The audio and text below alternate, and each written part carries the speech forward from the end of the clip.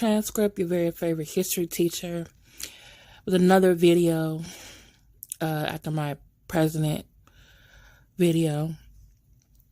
And I'm really concerned. I live in Texas, Houston, Texas, Harris County. And it's a Republican state, it's a red state, but I live in a blue county in a blue city. My city and county's response to the coronavirus has been better than my state. However, Houston City Council and Harris County, they have been, in some cases, still room for improvement. And shout out to Harris County Commissioner Judge Lena Hidalgo, who came in during the blue wave, and who's really, I think, been putting more pressure on Mayor Sylvester Turner to help Houstonians be safer. And it has not always been very popular opinion. We had to have the Houston Livestock Show and Rodeo shut down. But it was because there was a person there with coronavirus who ate there, and they were being very uncooperative in the places that they went. And a lot of people could have got hurt. Also, Houston, Texas, and Harris County had the highest number of coronavirus cases in the state. Greg Abbott did allow school districts to close their school districts as they saw fit. But now all of us and then the county and the city issued stay-at-home orders for the last month.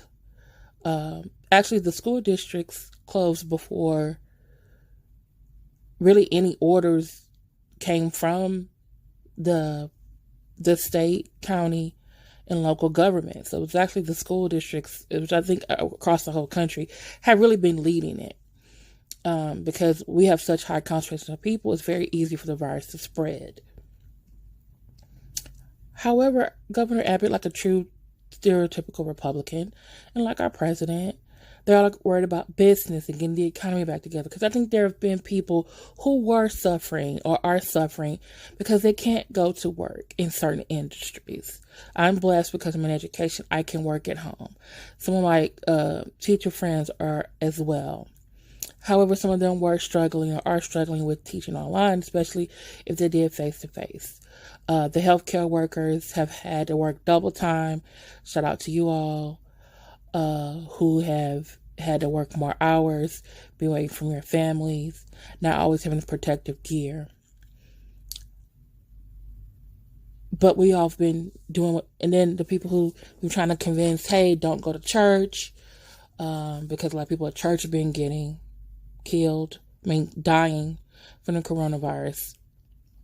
And if you're Black or Hispanic, you already have underlying issues that's going to make it more likely for you to die of the coronavirus, even though you were less likely to get it initially.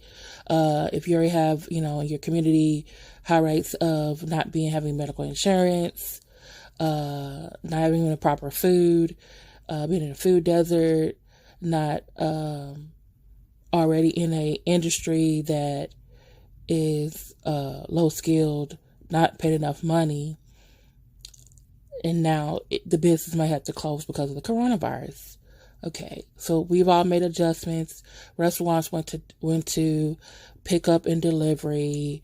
The people who are delivering are wearing masks and gloves. Stores are only letting so many at a time. They're letting people only shop at a certain time so we can stop hoarding. We've adjusted. Some of the charges are going more to online. And then Commissioner Hidalgo said, okay, we're going to have y'all all they were going to turn NRG into a medical facility, but they realized that our facilities, health care facilities in Houston was not overwhelmed like it was in Atlanta, New Orleans, New York. And so we still had enough beds to take care of coronavirus patients. So we didn't need the NRG. So she's like, okay, we're going to issue this order. Y'all need to wear a mask when y'all out. I was like, okay. They did that in China. It actually was helpful. Lo and behold, here come Texas Governor Greg Abbott, which he's been saying this for over a week. He wants us to open back up. And I'm like, open back up. Some people are still acting like there's no coronavirus going on. Which I understand people who are in service industries, barbershops, certain, mom and pop restaurants, even the churches. I know some of them are feeling it, but, we can pray at home.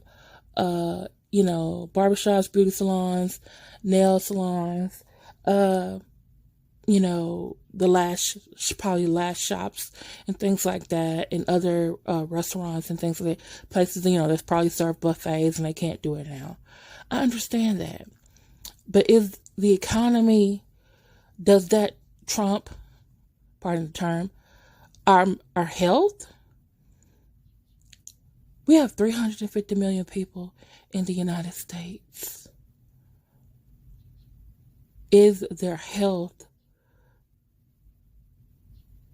are you willing to put their health at risk to open the economy?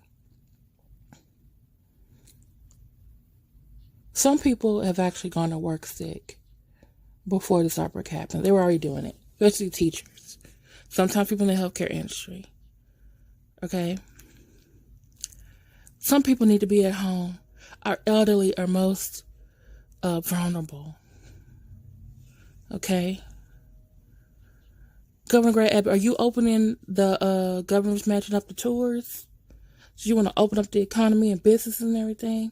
You see what happening in Georgia? They already got things happening there. I'm like, why are y'all? And by the way, Governor of Georgia is a Republican as well. Because I guarantee if Stacey Abrams had won, that state would not be up and back up. And I do think that it's all about business. But also look at the businesses that are being affected. There are also businesses that a lot of Black, Hispanic, and especially people in urban areas frequent.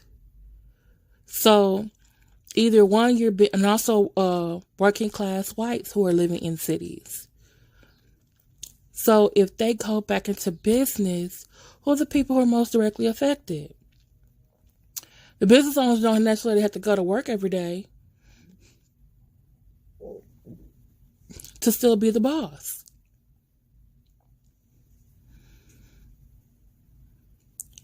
And now, so what are you trying to do? Are you trying to kill me?